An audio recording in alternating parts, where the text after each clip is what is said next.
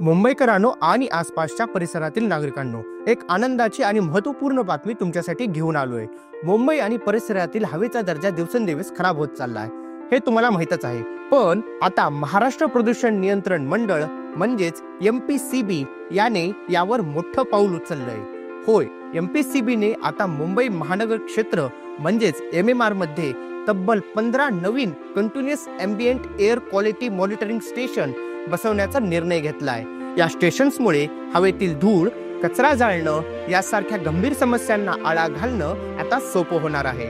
ठाणे, वसई, विरार आणि कल्याण डोंबिवलीमध्ये प्रत्येकी 3, तर मीरा भाईंदर, उल्हासनगर आणि भिवंडी, निजामपूर येथे प्रत्येकी 2 नवीन स्टेशन बसवण्यात येणार आहेत। प्रत्येकी स्टेशनची किंमत तब्बल 9 कोटी रुपये आहे। या स्टेशनच्या माध्यमातून हवेतील असलेले प्रदूषक घटक, त्यांचा प्रभाव रिअल टाइम मध्ये मॉनिटर करता येईल।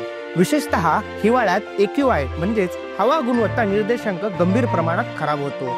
मागच्या वर्षी नोव्हेंबर ते जानेवारी दरम्यान मुंबईत 92 दिवसांपैकी तब्बल 60 दिवस खराब AQI नोंदवला गेला होता। त्यामुळे यावर्षी हिवाळा सुरू होण्याआधीच या स्टेशन्स कार्यान्वित करण्याची तयारी सुरू झाली आहे। तज्ञांनी वारंवार या स्टेशनची मागणी केली होती, कारण मुंबईच्या आसपासच्या शहरातील हवा खराब असेल तर त्याचा परिणाम मुंबईवरही होतो। तर मंडळी, MPCB च्या नव्या मोहिमेमुळे हवा स्वच्छ ठेवण्यासाठी आपणही आपली जबाबदारी ओळखली पाहिजे। कचरा जाळणं टाळा, परिसर स्वच्छ ठेवा आणि श्वास घेण्यासाठी सुरक्षित हवा निर्माण करण्यात आपलं योगदान द्या।